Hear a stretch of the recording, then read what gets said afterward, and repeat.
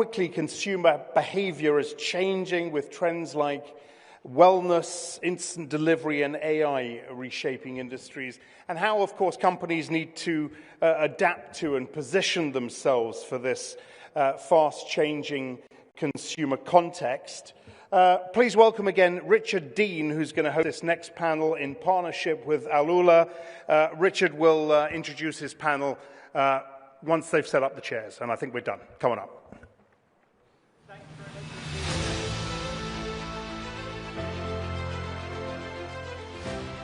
So we're looking at changing consumer behavior, but not just what it's changing from and to, but what is the playbook? How do companies adapt to that? We've got a diverse panel joining us on stage today, and here they come. So I shall introduce them in turn. First of all, to my direct left, we have the chairwoman of Landmark Group, Renuka Jagtiani. 30 years spearheading the Landmark Group's growth strategy. I think it's fair to say an icon within the regional, indeed the global retail landscape.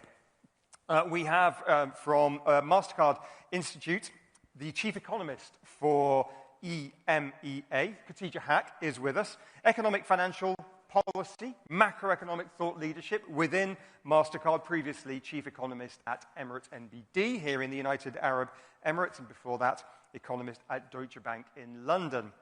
We have got from PepsiCo, delighted to have with us the general manager for the MENAPAK region. We've got Ahmed ElSheikh, who's with us, 30 years of experience in this industry, a couple of those with PepsiCo, most recently in India and now in this region.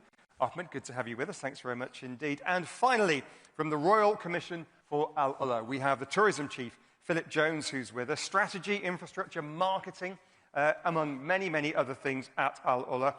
Previously, president and CEO of Visit Dallas in the United States and Department Secretary of Tourism in the state of Louisiana in the United States. Very keen to get your questions as well, please.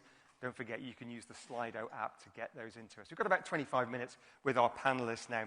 Khatija, you are the macroeconomist, so I'm going to ask you to kick us off with the macro perspective. What is your data telling us about these changing consumer behaviors?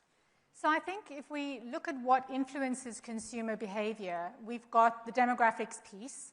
And then on the economic side, it's things like unemployment, wage growth, inflation, the cost of living, interest rates. These are all factors that will shift how consumers feel about their financial futures and thus how they behave, how they buy things. In terms of the data that we are looking at across our region, all of those indicators are green and have been green for the last couple of years, and we think they're going to remain tailwinds and supportive of consumer spending overall in the region. So if we drill down a little bit into the demographics, of course, we know that this is a region with a very young population, which means they are tech-savvy. There's high internet penetration. There's an e-commerce theme that will emerge over the next few years. We also have, on the economic side, a tremendous growth in opportunity and jobs in the region, which has pulled in talent from around the world. And I think what we are seeing is that if we compare the kinds of people that are moving to the region now compared to a decade ago, it's a very different profile. We're looking, if we consider the strategic areas that the governments are pushing growth and innovation, it's technology, it's financial services, it's data centers. These all require highly skilled talent. And so that is the profile of people that are now moving to the region, which means they're more likely to be bringing their families with them. It means they're more likely to be spending in country rather than remitting most of their income abroad.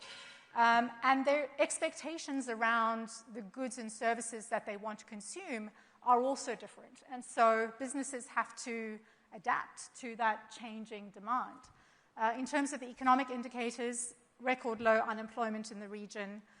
Wage growth is a little bit of a yellow light, perhaps, rather than a green one, because we have such a lot of demand for people looking to move to the region that it really is an employer's market. And so wage growth hasn't really necessarily risen as quickly as it has in other parts of the world. So we are seeing some constraints on budgets in certain segments of the population. But, interest rates are falling. That's a tailwind. The cost of living is rising again in certain areas, perhaps more than others. The headline inflation rates are quite low, 2%. But within that, we know housing costs are rising very sharply. We know education costs are rising perhaps more quickly than the headline. So again, consumers are needing to make some trade-offs. But overall, it's a fairly benign environment for consumers going forward. Khatija, thank you very much indeed. Renuka, if I can turn to you, you have at Landmark Group millions of consumers across this region, so you have your finger on the pulse. If you can summarize how you've seen consumer behavior change over the decades that you've been with Landmark Group. So we've seen it constantly change, but I think the changes we see in the last few years, and not just in the last decade, but if you take COVID and post-COVID, it's been huge. It is a younger population. It is a more connected population, digitally connected, much more demanding, much more aware, and really understand what they want to spend on and how they will spend their wallet, because that wallet share has shifted hugely. So what they spent on before may not be the way they spend today. They are far more careful to make it go further. In certain things, they want a brand. In certain things, they want more value. But the definition of value for them has changed because of various things. There's inflation, there is global pressures, there is, economic conditions. Though they're great, there is uncertainty. And people today are feeling that, so they're careful how they spend. And when they spend it, they see that they get much more than just a good price. They get value in the way of it should be good quality, it should be trendy, it should be relevant to them in every way, and it should be a great price. And they have so many options today that makes a huge difference. Well, we'll talk about what the playbook is for satisfying those demands shortly. If I can get the perspective from PepsiCo, again, from your perspective, the changing consumer behavior globally, and I'm sure in many ways consumers in this region are the same, but also some of the subtleties and nuances. Because you've only been here a year in this job. This is not your first rodeo in the Middle East, is it? Very good question, Richard. Let me build on what Khatija just said. The macros are all green. The landscape are amazing. We are bullish about the future, bullish about the growth, and we believe that there is huge opportunity for growth. Consumer living in this environment as we speak right now, he used to have something or something. Now they are talking about and. I want global brand and I want high value. I want global brand and I want local relevance and local flavor.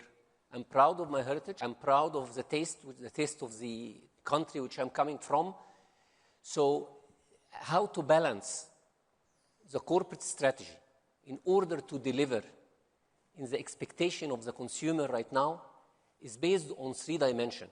Localizing R&D, localizing talent, and local sourcing and supply chain. So, thank you very much indeed. Very keen to get the perspective from AlUla.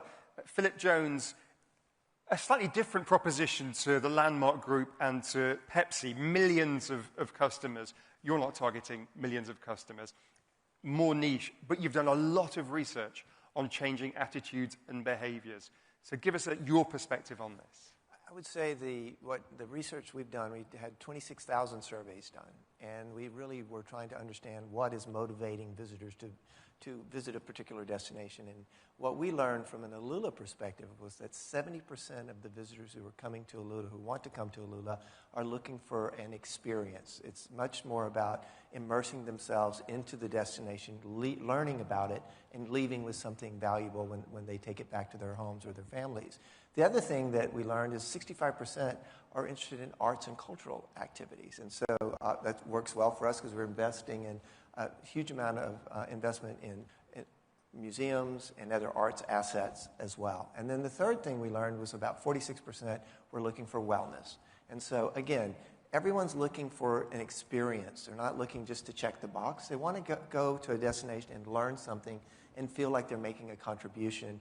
And AlUla, because of its unique setting, 7,000 years of history in this beautiful, magical place, it lends itself to that type of experience. But again, we're not looking for mass tourism. We host 300,000 visitors this year. But they're spending more per capita than probably any of the others spend in the region, because the experience they have is one of a kind and can't be found anywhere else. And Khatija, you say your data bears that out, this thirst for experiences, particularly among relatively affluent consumers in this region. Correct, yeah. Yeah, so, I mean, the research that we've done absolutely echoes what Phillip has just said.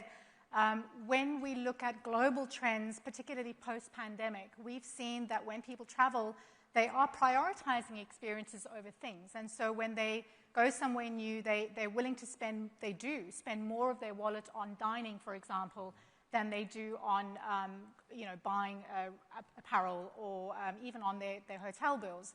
They're looking for the experience, there's a reason why people travel. And the travel report we did in May of this year, we looked at 3 different motivations for why people travel. One that came out was wellness. That's absolutely a reason that people will plan a trip, is to go somewhere where they can spend some time focused on their wellness and their holistic mental health or relaxation.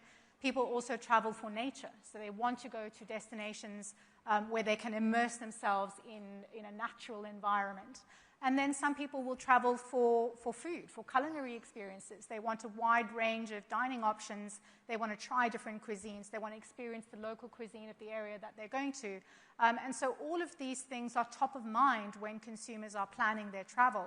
And even those that are less affluent, they might be spending less, but they're still prioritizing the experience over necessarily the item that they're going to take home as a souvenir. But certainly the affluent consumer has more scope for discretionary spending, and we do see that in their spending behavior when they travel.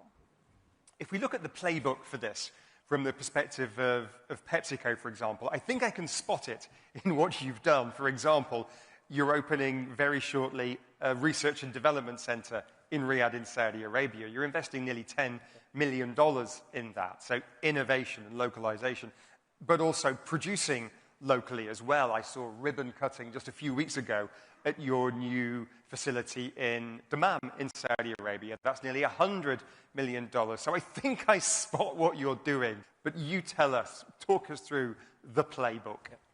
When we talk about localization in terms of sourcing, 100% of the potato we use right now is produced locally. This is number 2. All the sourcing, about 90% of it is local as we speak right now. R&D, yes, it is a global brand, but local flavor and local relevance. The R&D facilities, which we are going to open in Q1 next year, all is it about is having the flavor of the city, the flavor of the place, and introducing to the consumer the local relevance which the consumer wants from us. Okay? So it will be integrated part in the environment, into the consumer landscape, in order to deliver local relevance to the local consumer. The talent, we are using local talent in the region, and I think one of the biggest achievements which we have is localization in the total GCC countries. So between the 3 attributes, this has been the strategy in action, and we are progressing.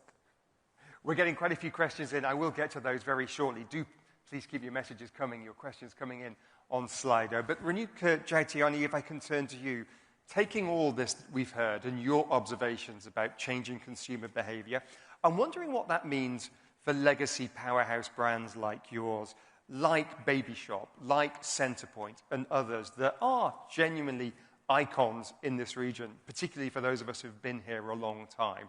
But what's the playbook for those legacy brands? So it's interesting. Firstly, we don't look at our brands as legacy brands. Centerpoint is about 20 years old today, 2005. So for us, these are brands which are constantly evolving. And I think to us, legacy is only as good as how it evolves, how it stays relevant. And that's really always what we would focus on. And its relevance to consumer, its relevance with product, with the experience of the store. So we're constantly investing in our stores, in supply chain, in e-commerce, to stay on with the consumer and to be relevant, because today that is a very fast-moving pace. So it also means that you bring in new brands, you bring in new experiences. So if we started our grocery with Viva, it was because we felt that that bit of value was missing in our portfolio. To really do grocery nobody really had done own label grocery in the way we did it, you know. So it doesn't mean that, so it meant that we wanted to be in every category which is relevant to the consumer, be it fashion, be it home, be it electronics and grocery. So for us, it is about the consumer and staying relevant. Be it a legacy brand, has to be as relevant. It's in fact more difficult because there is that emotional connect. And so you have a greater responsibility to get it right, because there is an emotion attached to it from our side and the consumer. So you have to work even harder to get that relevance right. I know Khatija and I were joking earlier on before we came on stage, reminiscing about Baby Shop and buying those machines where you sanitize the baby's bottles. That was a very long time ago. And thank God for it. But there is an emotional attachment there. And if I can follow on from that, you touched on logistics there and the supply chain. I mean, that's really important. Your brand, you're not just a retailer, you're a designer of brands, you're a producer of brands. You've got this huge retail business across the region. And I know about just before COVID, I think, you opened your logistics hub in Dubai. And it's a behemoth, by some measures, the largest in the region. Explain the challenge of supply chain and how a facility like that fits into it. So today we would sell between the Middle East and India about 1 billion units a year. So it has to be art and science, both. And you have to remember this is right from fruit to furniture and sofas and beds.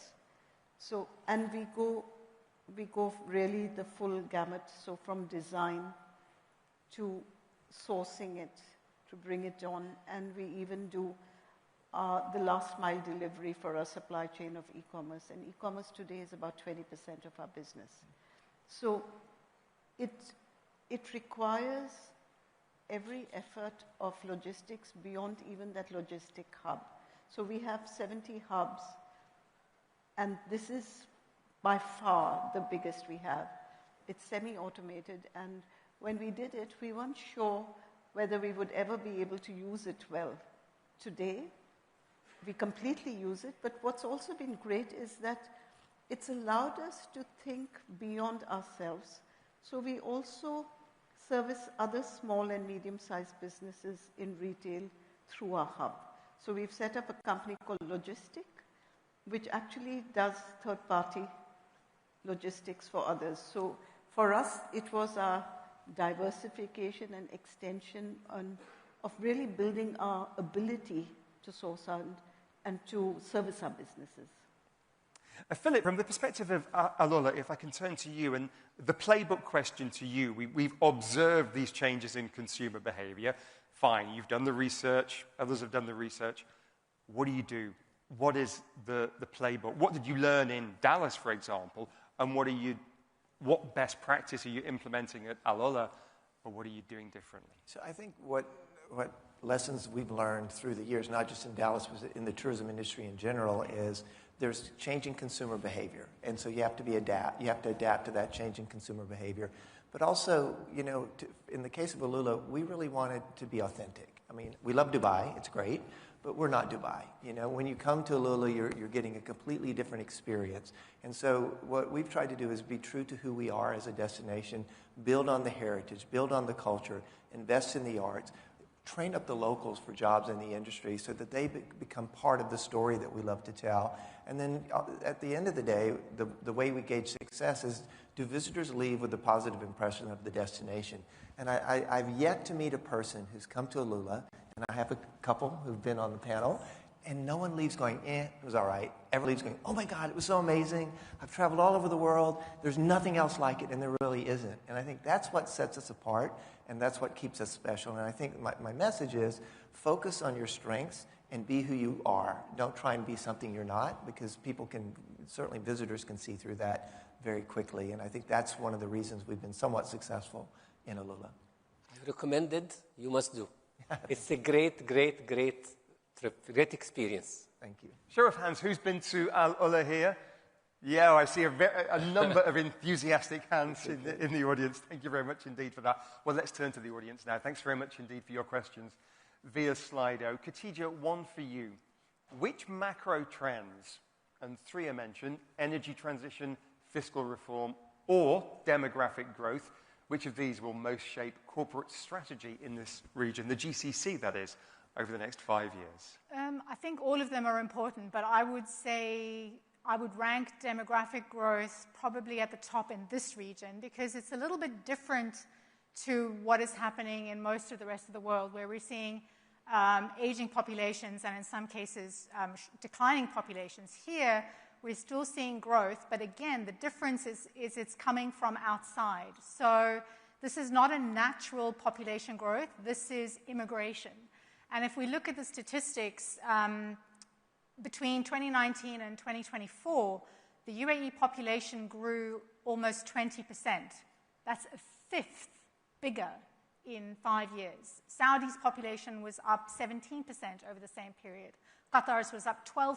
So that is a sizable structural change in the number of consumers that are in this region, but it's also a change, as I mentioned, in the type of people that are now living here compared to a decade or 2 decades ago. And we don't think that that trend is going to change. Yes, we may see a slowdown in the pace of growth in terms of immigration, but the nature of the talents, the nature of consumers' desires, that is, I think, structurally different. The other thing that's missing is technology. And I don't think we can ignore technology as a macro trend, because given, again, a young population with high internet access, very tech savvy, AI is going to have a tremendous impact on what they see and how they shop. And businesses need to adapt and use that technology to better target the niches that they want to target and personalize a lot of the marketing and the experiences that consumers are going to have. Okay, Khatija, you've let the AI genie out of the bottle, the buzzword.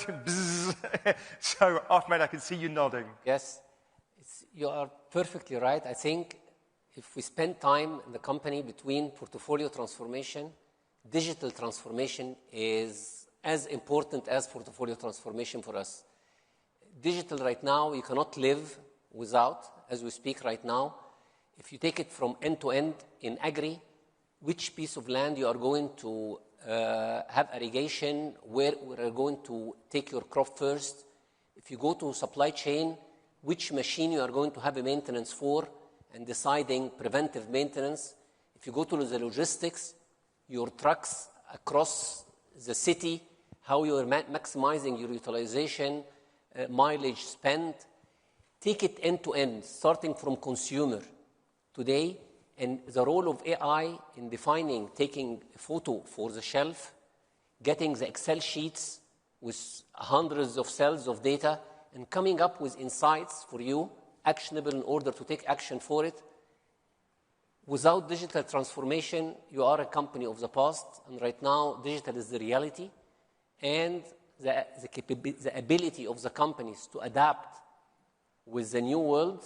This is the real, either you are an analog company or a digital company. And there is no place for not to digitize. It's an essential. Essential. We've got a few more questions coming in. I'll try to get to as many as possible.